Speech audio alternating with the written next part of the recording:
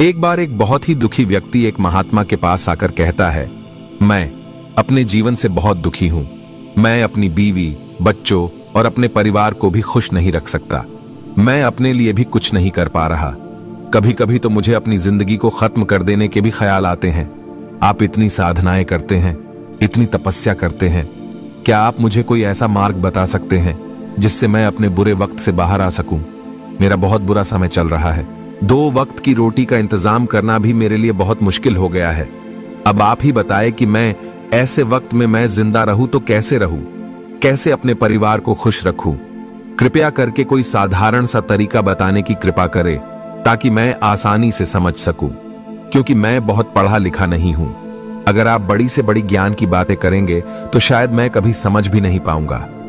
यह सुनकर महात्मा ने मुस्कुराते हुए कहा कि तुम एक काम कर सकते हो। फिर महात्मा ने सामने की ओर इशारा करते हुए कहा कि उस ऊंची पहाड़ी पर एक मंदिर है और उस मंदिर के पास चींटियों का एक घर है जहां पर हजारों चींटियां रहती है।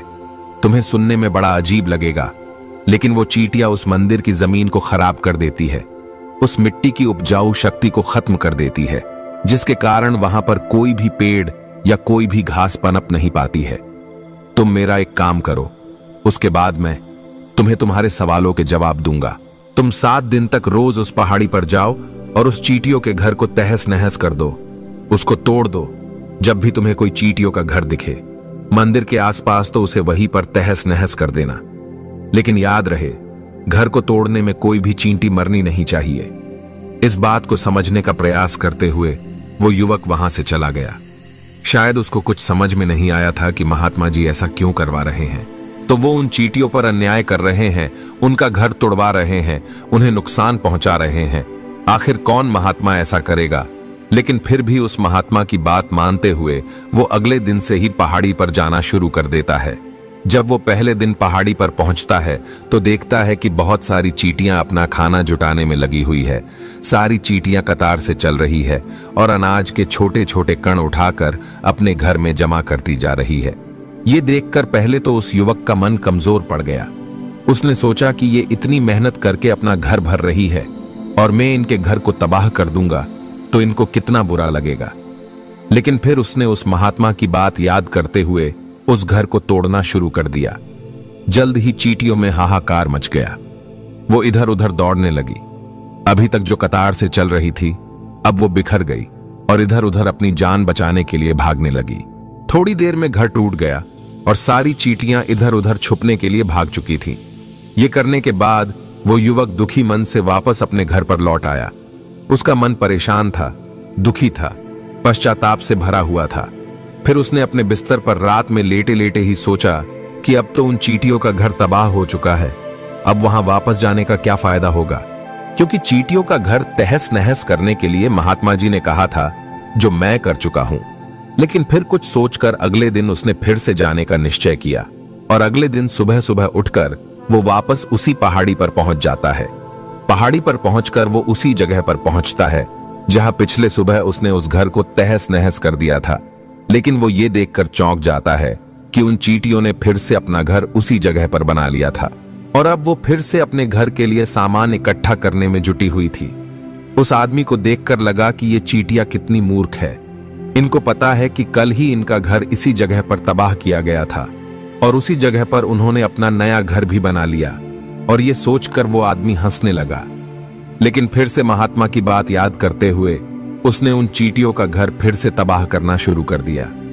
फिर से उन चींटियों में हलचल मच गई और थोड़ी देर में वो चींटियां इधर उधर अपनी जान बचाने के लिए भागने लगी। कुछ ही देर में उनका घर फिर से नष्ट हो गया और वो युवक थोड़ा संतोष के भाव से कि इस बार तो मैं अच्छी तरह से उस घर को तबाह कर दिया है, अब तो वो चींटियां यहां पर अपना घर बना ही नहीं पाएंगी। इसीलिए जाने से पहले उसने उस घर पर ठंडा पानी भी डाल दिया ताकि चींटियां वहां पर अपना घर न बना सके। और इस तरह अपना कर्म पूरा करके वो युवक फिर से अपने घर लौट आया। आज रात में सोते वक्त फिर से वो युवक यही सोच रहा था कि क्या महात्मा ये सही काम करवा रहे हैं? क्या किसी का घर तबाह करना किसी सिद्ध पुरुष को शोभा देता है? क्या हो अगर वो महात्मा सिद्ध पुरुष हो ही ना, क्या होगा अगर वो मुझे बेवकूफ बना रहे हो? लेकिन फिर उसने निश्चय किया कि मैं अपने काम को पहले पूरा कर लेता हूं। उसके बाद ही पता चलेगा कि महात्मा मुझे से ऐसा क्यों करवा रहे थे, और यही सोचकर वो रात में सो जाता है।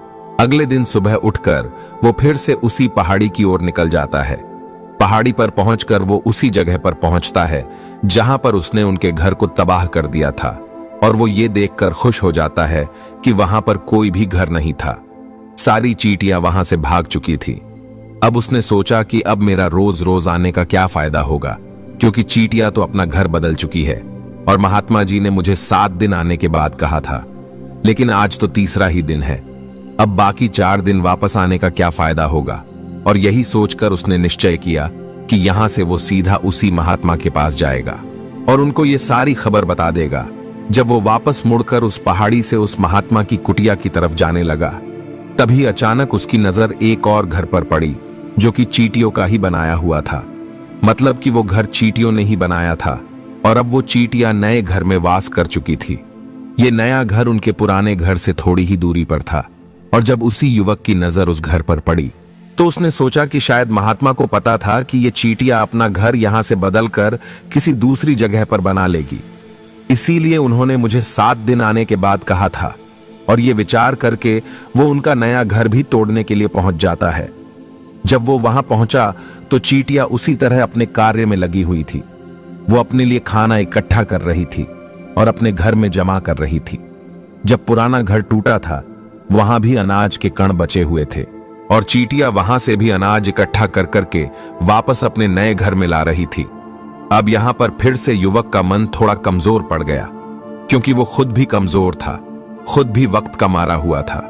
इसीलिए उसके मन में उन चींटियों के प्रति दया का भाव उमड़ रहा था।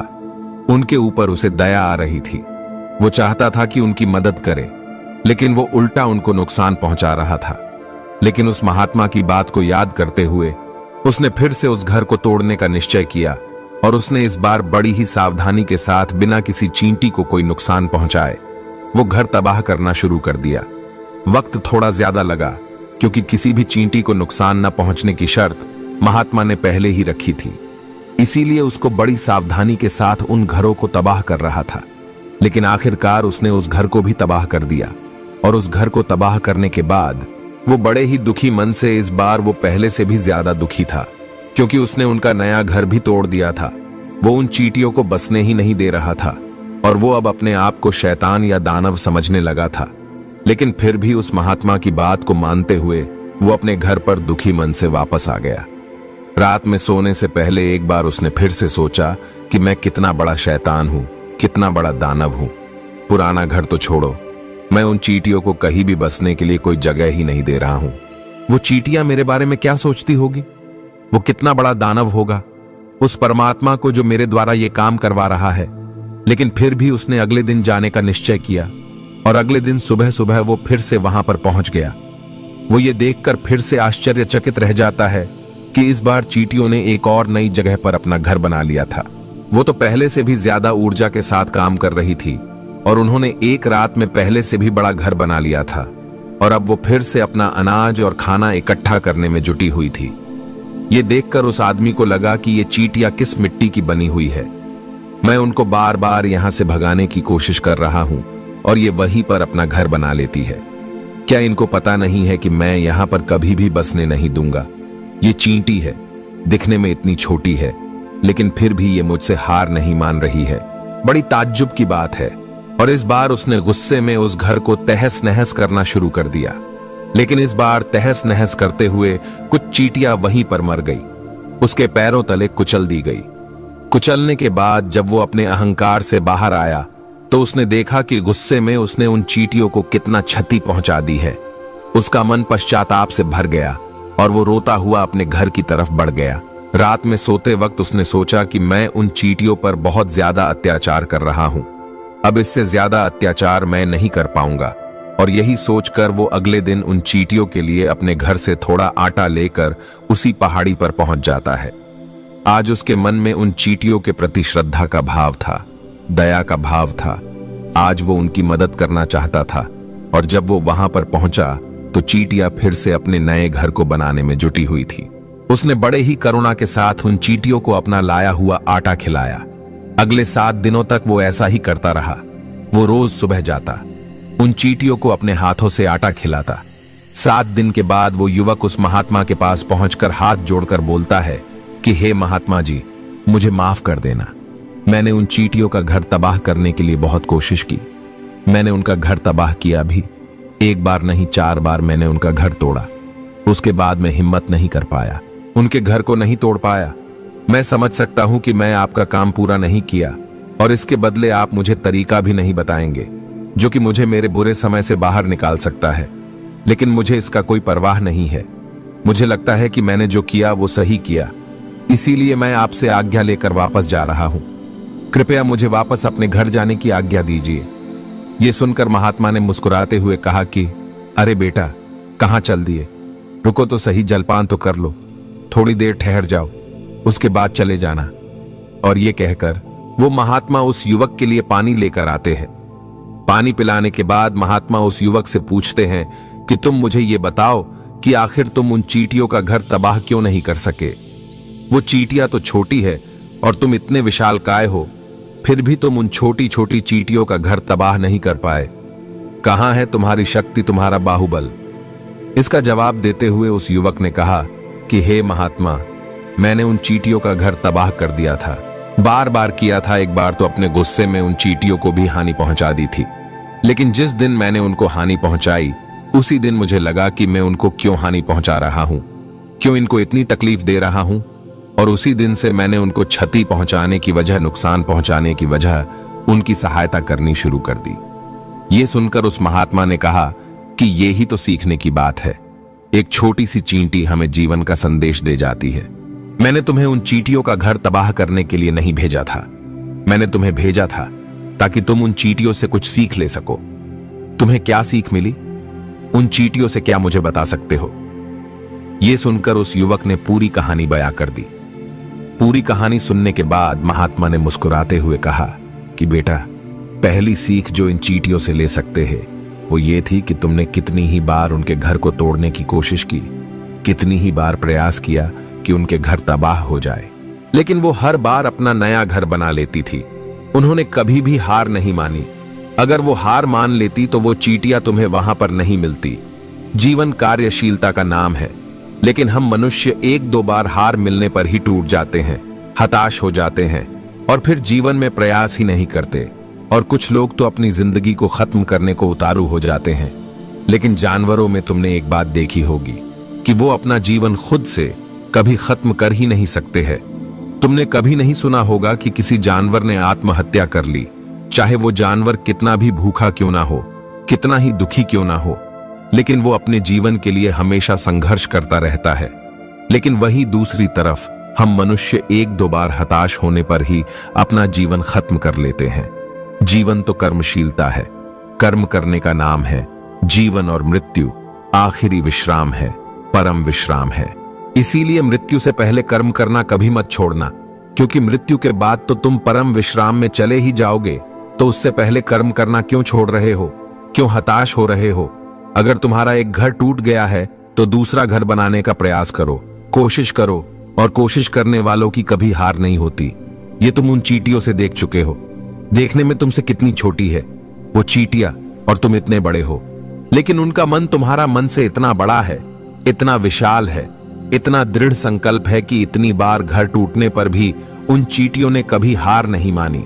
दूसरी सीख ये है कि जब भी हमारे ऊपर बुरा समय आता है, हमें लगता है कि यह समय कभी नहीं जाएगा, यह समय मेरे जीवन को बर्बाद कर देगा, मुझे कभी नहीं जीने देगा। और अपने इन्हीं ख्यालों से, अपने इन्हीं विचारों से, जिसका असलियत में कोई भी अस्तित्व नहीं है, वो सिर्फ विचार है, और वही विचार हमारे मन को दुखी कर देती है और इसीलिए हम प्रयास करना भी छोड़ देते हैं। लेकिन तुम खुद सोचो कि बार बार प्रकृति हमें क्षति पहुंचाएगी, नुकसान पहुंचाएगी, लेकिन कब तक पहुंचाएगी? अगर हम बार बार फिर से उठ के फिर से नया प्रयास करते रहेंगे तो प्रकृति भी हमारे सामने घुटने टेक देगी और वो भी एक दिन हमारे ऊपर दयावान हो जाएगी, कृपालु हो जाएगी और वो हमें सब कुछ देने लगेगी जिसकी हमने कभी कामना की थी। तुमने खुद देखा कि तुम उन चींटियों को तबाह करने के लिए पहुंचे थे, लेकिन बाद में तुम ही उन चींटियों को अनाज और आटा देने लगे, तुम ही उन पर कृपालु हो गए। क्यों हुए? क्योंकि तुमने देखा कि वो चींटियां हार ही नहीं मान रही है। इसी तरह अगर तुम भी अपने जीवन में कभी हार नहीं मानोगे तो एक न एक दिन ये प्रकृति तुम्हें वो सब कुछ देगी जो तुम अपने जीवन में पाना चाहते थे। इसीलिए 2 सीख याद रखना, कर्मशीलता कार्य करते जाना, और दूसरा कि एक न एक दिन प्रकृति तुम्हारी उस कर्म का परिणाम तुम्हें जरूर देगी। तो दोस्तों, मैं आशा करता हूं कि आपको इस वीडियो से काफी कुछ सीखने को मिला होगा। तो फिर मिलते हैं अगले वीडियो में।